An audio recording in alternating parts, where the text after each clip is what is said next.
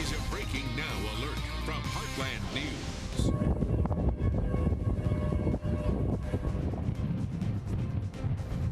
McCracken County under a state of emergency, and this is why. New video today at 4. You're looking at the tornado that hit the Paducah area this morning and caused widespread damage. We have complete coverage coming up today on Heartland News Now. Good afternoon. We are live on the grounds of Mount Zion Baptist Church and Preschool Center, which was kind of the epicenter of this morning's tornado. You can take a look behind me and you see all this corrugated metal right here. That all came from the church. And let me walk around and show you.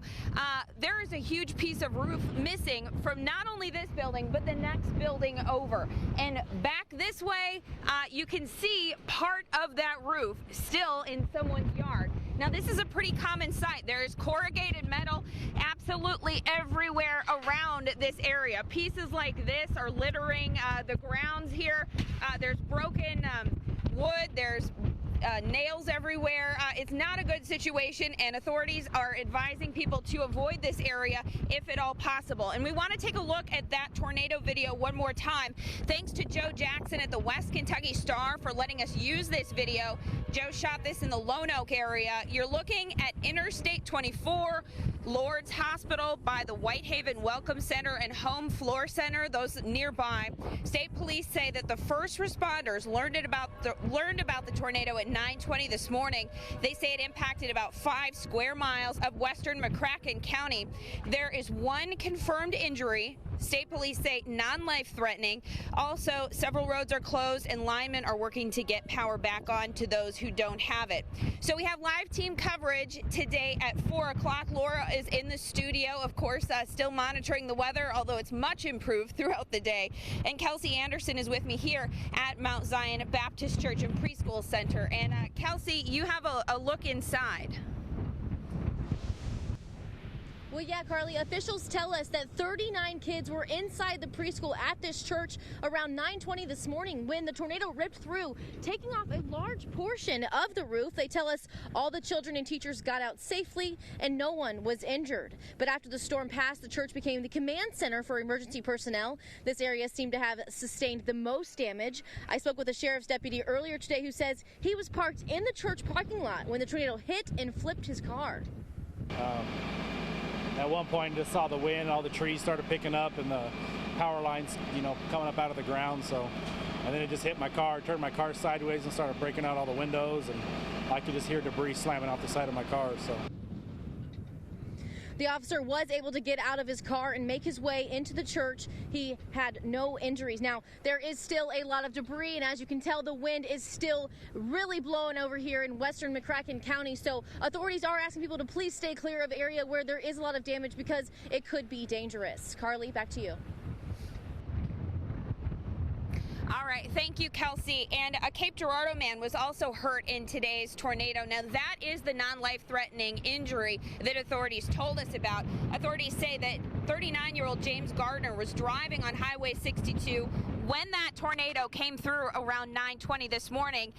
A deputy who was one of the first on the scene tells me that he was on his way to work and his vehicle got pushed off of Highway 62 and a grain bin got pushed on top of him. Now, complicating the rescue effort were potentially live power lines that were wrapped around the grain bin, wrapped around the truck, and made it a very dangerous situation. So authorities had to call up the power company, make sure that those power lines were not live before they could get the guy safely out of the vehicle. Again, I'm told he only has just bumps and bruises, not any major injuries.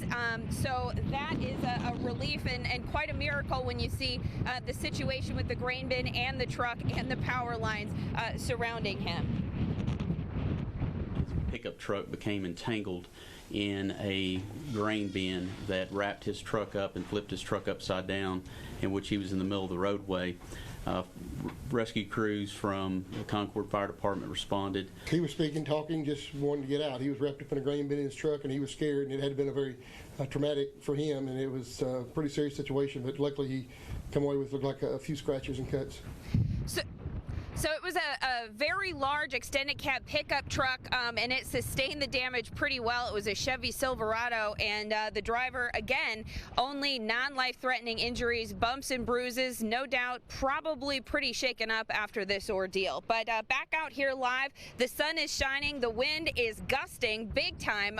Laura, back in the studio, can you tell us when these winds might die down and the cleanup can really start in earnest? Yeah, they will start to die down as we get towards sunset and after sunset, but it's going to be pretty breezy even through the overnight hours into tomorrow as well. Check out some of these peaks over the last today 12 hours. 56-mile-per-hour wind gust in Cape, 46 in Paducah, 47 in Mount Vernon, and these are, of course, outside of the rain and thunderstorms we saw. Right now, winds gusting just a little bit lower than that, but notice the trend is going down. So we will still see some breezy conditions. Gust up to about 25 to 30 as we head overnight, but nothing like the gust we've seen over the past several hours. Currently, temperatures still very mild, 67 in Cape, 68 in Paducah, 68 also Murray, 70 in Union City. But notice Farmington already slipping into those mid-50s, and that's some colder air that will be pushing in as we head through the evening and into the overnight hours. So enjoy the sunshine right now, even though it's extremely windy, and enjoy the mild temperatures because those will be disappearing for many of us as we head into your Friday forecast. As far as tonight, no rain chances, no thunderstorm chances, not worried about any severe weather through the evening.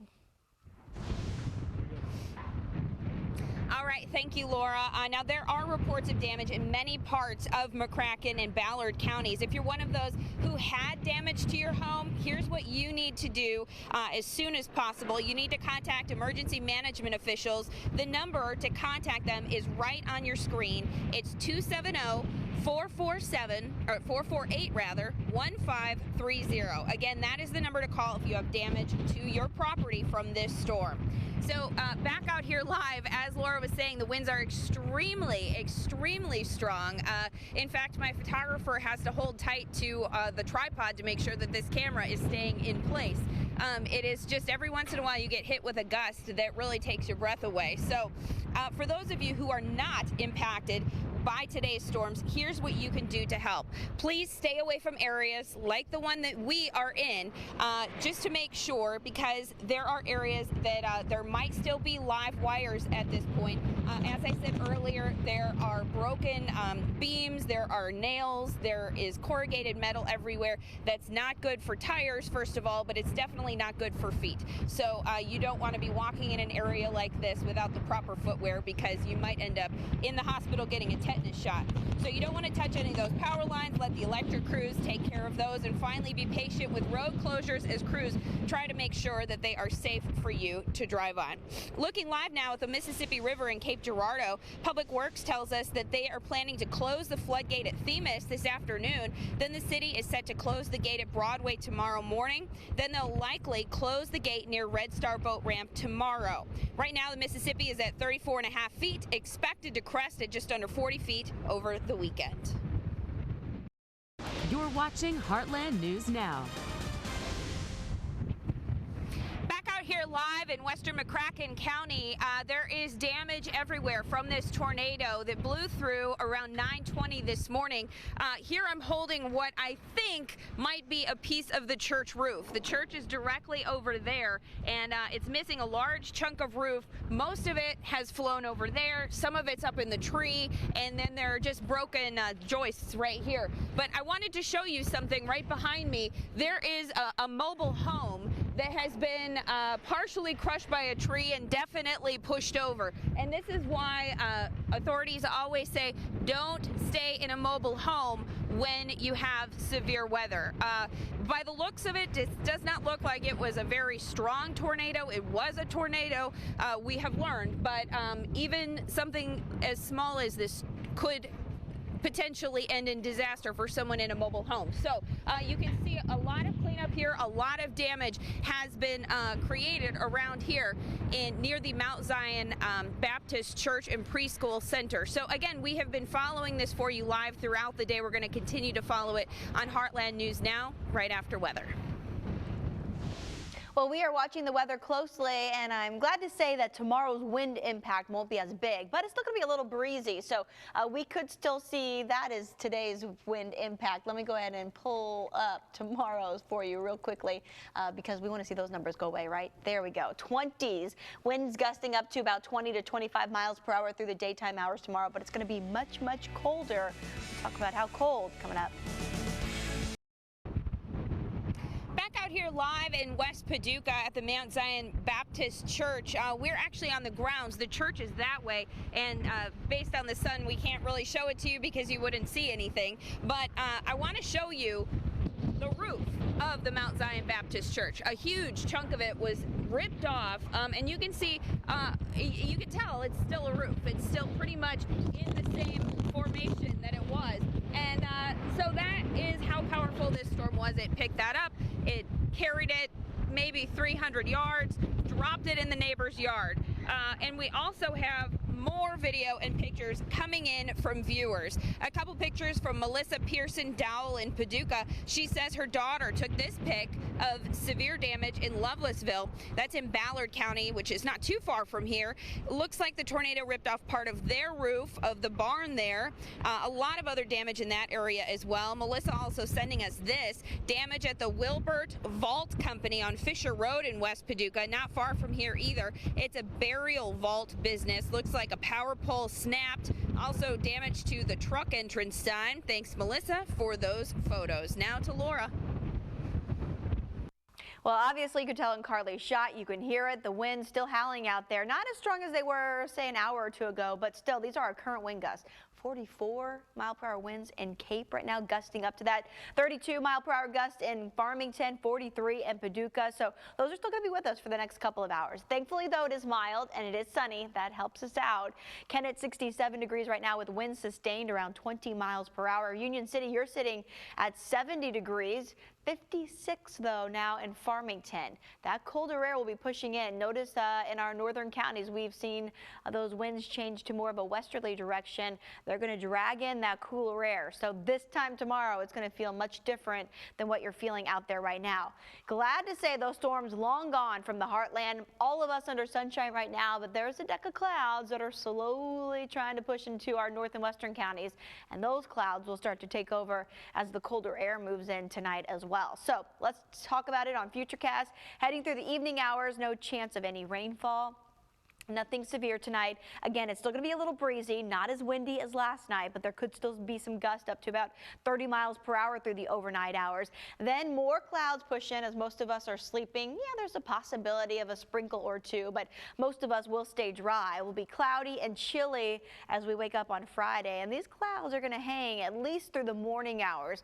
Our high-resolution models are showing some clearing from west to east through the daytime hours tomorrow, but especially in our eastern counties through, say, southern Illinois, western Kentucky, the clouds will be with you the longest. So it's going to feel really chilly under those clouds. After we get the sunshine, we do expect most of our numbers to at least get into the 40s for afternoon highs tomorrow. So if you have evening plans tonight, again, that colder air will start to push in, but not terrible. We'll slowly drop into the 50s, then back into the 40s. By the time we wake up tomorrow morning, I do think there will be a couple 30s on the map in our north and western counties. So mid-30s north and west to lower 40s the farther south and east you are.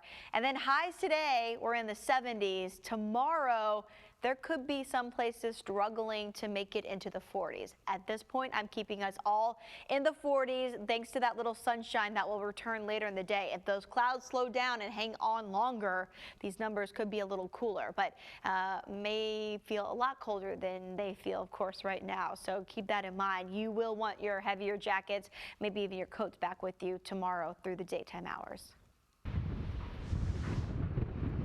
Thank you, Laura. Now, as Kathy Sweeney was delivering the good news, there was more good news happening here in West Paducah. The cavalry has arrived. Power poles have come, and they are going to get to work to restore power to this area. A lot of power poles right around here were snapped, and that means for a lot of the folks who live here, that means they don't have power and they don't have water, because a lot of them around here are on wells, and without a pump powered by electricity, you have no water. So they're out of two basics around here. So they couldn't be happier to see folks like this rolling into their neighborhood. Meantime, the cleanup effort is probably going to have to wait until this wind dies down, and there is a lot of cleanup to do.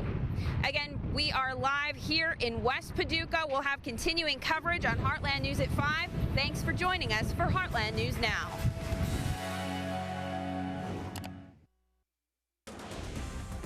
Live, local, now. This is Heartland News Now at 4.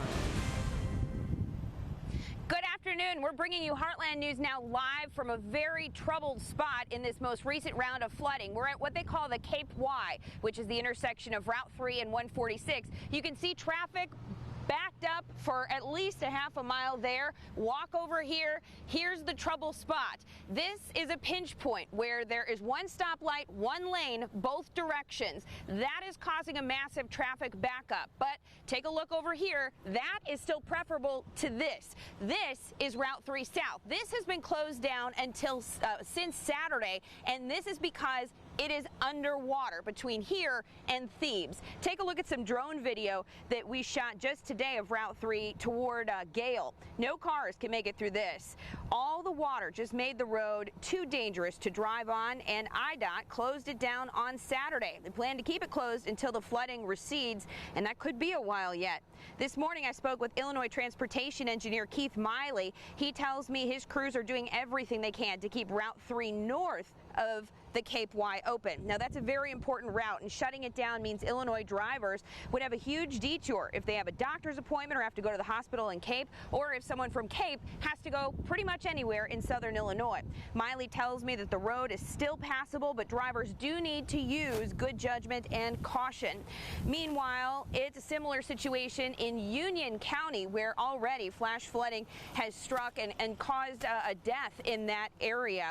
After heavy rainfall fell all at once yesterday, Sheriff Scott Harville says that being safe in dangerous water is all about being prepared.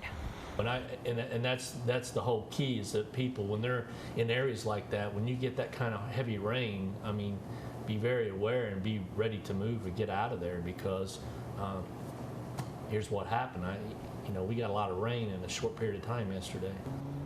Now, flash flooding in Union County is actually being blamed for one death so far. A woman is dead after swift waters swept a vehicle off State Forest Road last night. Union County officials say that a man was in the vehicle as well at the time when that car was overtaken. He did manage to swim to safety. The woman did not.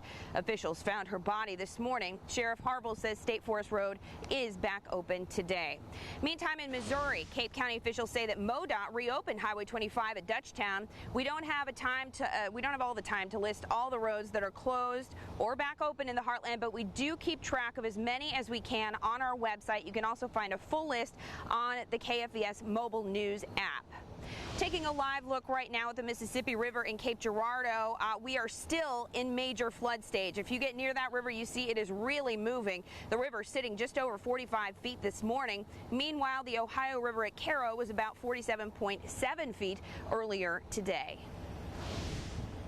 And the good news is, for at least the time being, is look, First Alert Doppler Network, a lot less activity than I was expecting to see in our area today. We thought we'd see a little scattered thunderstorm activity, and we still will, I think. But this is great news. Let's show a few areas of what's going on right now across the area. We'll zoom in to southern Illinois, where we started to see some thunderstorms trying to get their act together, but they are developing just north of I-64 right now. As we swing down to the south, we're seeing another boundary in this general area right here. Notice the storm staying just off to our northwest. That is not good news. I know it's outside of our area immediately, but that water drains into the Merrimack River, which will in turn drain into the Mississippi River. So these flood warnings you see up here near Rolla, not good news for us later, as all that water has to flow back down the Mississippi River. We're going to be watching this area, Kennett, Malden, Poplar Bluff, Donovan, to see what develops over the next couple of hours, because that will be spreading across the Heartland during the early evening hours. But so far, we're not seeing a lot of activity develop in this area, and we hope that trend continues. Temperatures out there, upper 70s to mid 80s, depending on how much cloud cover you have. And boy, is it humid out there. The dew points are well up into the upper 60s and low 70s, making it feel very sticky when you step outside. Now we're going to take a closer look at the next couple of days, which include the chance of some heavy rain with any storm that develops. I'm also watching Wednesday very closely, as there could be some stronger storms across parts of the heartland on that day. More on that coming up in just a few minutes. Bye. All right, thank you, Grant. Now, if you spend any time in the heartland over the summer, you know mosquitoes. And stuff like what you see behind me, that is literally a breeding ground for mosquitoes. And officials in Springfield, Illinois say floodwater mosquitoes don't usually carry disease, although that doesn't make them any less annoying. They differ from house mosquitoes, which pop up when summer starts. That variety carries the West Nile virus, and they love to hang around standing water, which, as you know, the heartland has plenty of right now. Now we want to take a look at some national headlines. Officials in Dallas have identified the person they say opened fire outside a federal building in downtown Dallas. The FBI says Brian Isaac Clyde died at a hospital after a gunfight with police outside the building. People reported hearing multiple shots Monday morning. I just saw a burst of people running out and a round of shots. It was just shots, maybe 10 to 15 shots, all rapid shooting.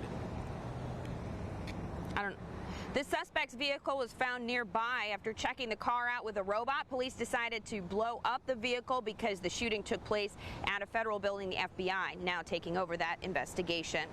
And you're looking at video showing the aftermath of a house explosion in New Jersey. Police rushed to the scene around 11:30 this morning after a violent explosion sent debris flying. The house completely destroyed. No word on any injuries nor what could have triggered that explosion.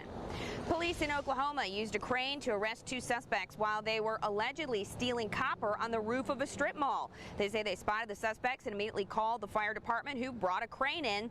The handcuffed men slowly made their way down the ladder and were taken into custody.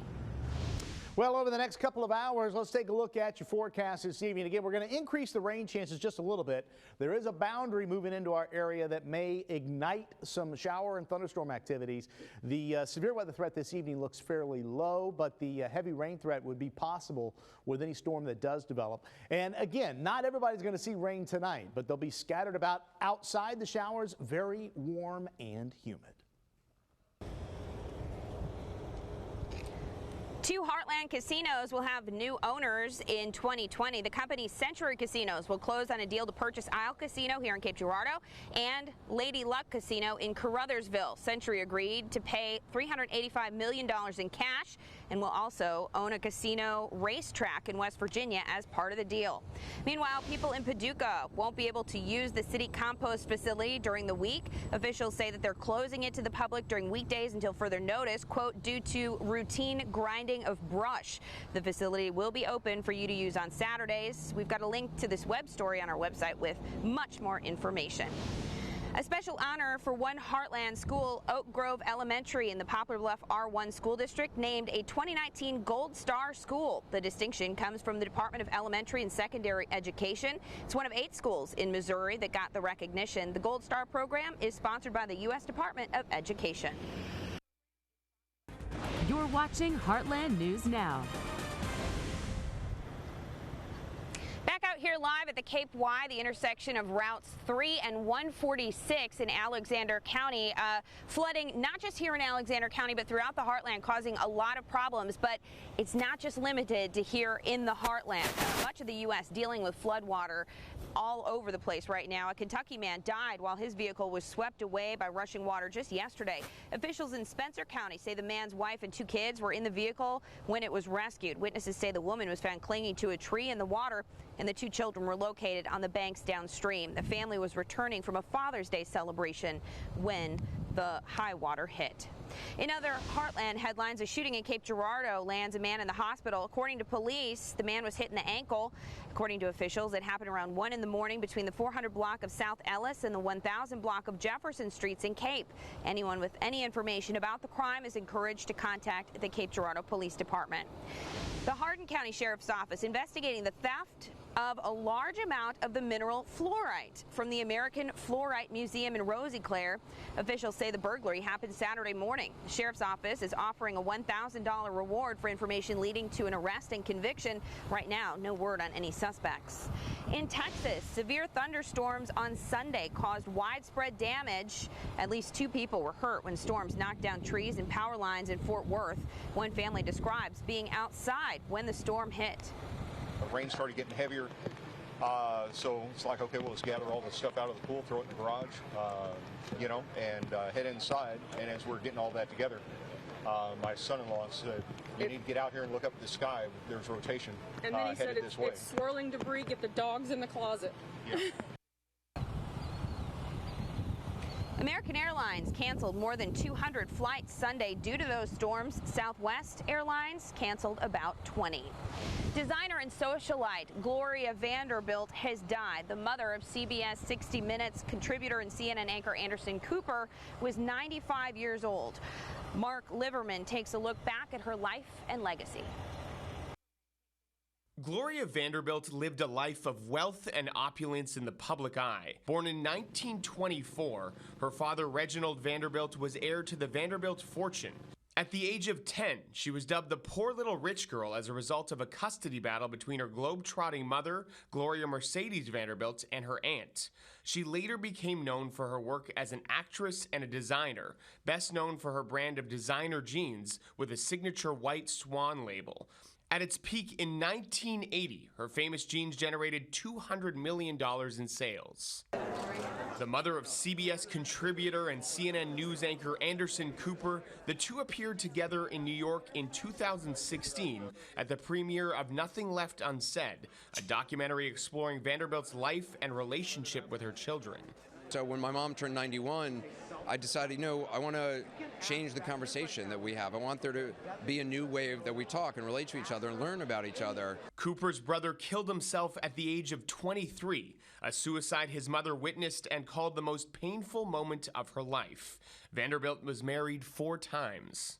In a statement from CNN, Cooper remembered his mother as a painter, writer, designer, remarkable mother, wife, and friend, adding she was 95 years old, but ask anyone close to her and they'd tell you she was the youngest person they knew, the coolest and most modern. Vanderbilt died at her home surrounded by family and friends. Mark Liverman, CBS News. Well, we do have flash flood watches in effect for the dark green counties, which is the majority of the Heartland, the northwestern half. And, of course, river flood warnings for all the Mississippi River and the Big Muddy, as you can see there. We will show you future cast. Come up here in just a few minutes.